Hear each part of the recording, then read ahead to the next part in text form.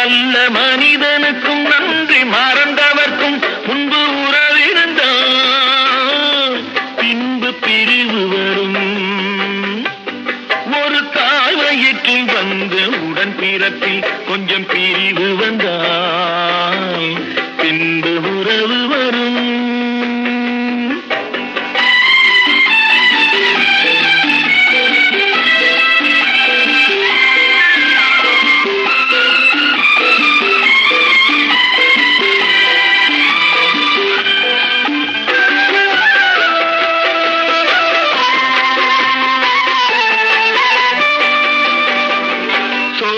மலர் கூட்டம் சொந்தம் கொண்டாடி சிரித்து உறவாடுமே.